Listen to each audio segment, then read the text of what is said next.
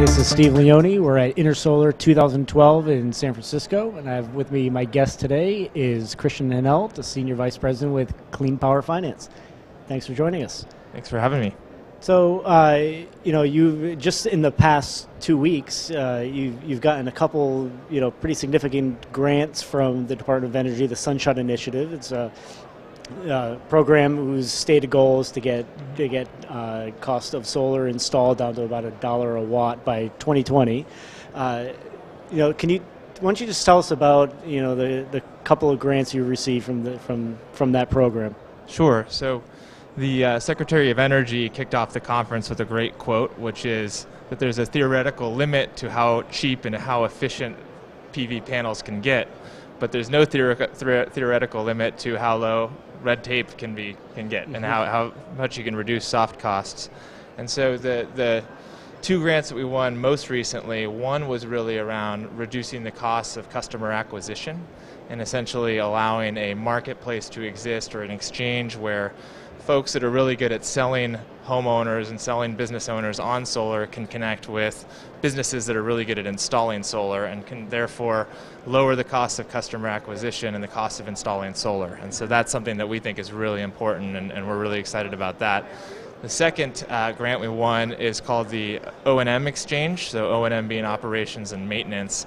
And there's really been a challenge for a lot of owners of these solar assets into how can I find somebody to service my solar system.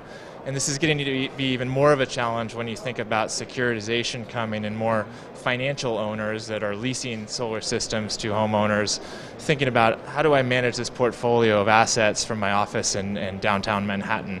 And what we think is a really effective solution to that, and what would benefit the industry as a whole, is let's build another marketplace where local installers who are qualified to service these kinds of assets can essentially bid on doing work that these owners of assets would require to service their assets. And there's just not enough national companies with national footprints that have the ability to service the actual assets, have the boots and trucks on the ground. So we think that the best way to solve this is with a national marketplace. Okay, great. Let's talk about third-party financing. Why is that emerged as such a key component? Right.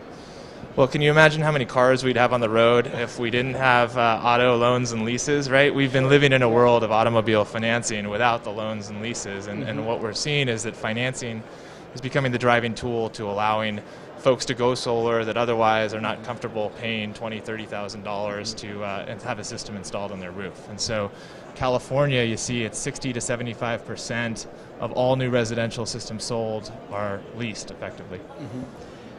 Yet, would you say that there's maybe a disconnect between all the potential solar customers that exist out there that really maybe don't have an understanding of third-party financing, what it means, and perhaps are operating under the notion that they have to fork over everything right away to be able to have solar on their roof? Yeah, I actually think that awareness is probably the biggest barrier to mass adoption of solar right now. There's just not enough people that understand they could go solar today, they could save money today, they could do it with no money down. They all think that it is this expensive technology. They don't appreciate how much more affordable it's gotten over the last few years, and they also don't appreciate how many financing solutions are out there. So I think it's wonderful to drive around and hear the radio ads that a lot of the companies are putting out there, and just driving more awareness and more adoption of solar. All right, let's talk about coming financial tools, if you will, of how financing is going to change in relatively short term. What do you see out there? So I think that you're going to see a bunch of ongoing innovations around financing. I think that everyone is really excited for securitization to enter the market. Basically, what that means is that the market has gotten big enough, the volume and the dollar numbers are large enough associated with the industry, that using securitization as a way to drive liquidity into the marketplace is ready, and the time is now to do that. And so I think what you're going to start to see is over the course of this year, you'll see the first solar securitization deal done in distributed solar in the U.S. I think you'll see a few next year, and you'll just see more and more. And then by the time that the tax credit expires in 2017, hopefully there'll be enough capital flowing into the industry to be able to make a smooth transition to an unsubsidized technology. And if you had to guess on a rate of return on that, a yield, what would your best guess be? My sources are telling me that the first securitization deal to come through will probably be rated investment grade, and we'll probably be getting a 5.5% to a 6.5% coupon. Okay. Well, great. Thanks for stopping by. Appreciate it, and enjoy the rest of the show. Thank you.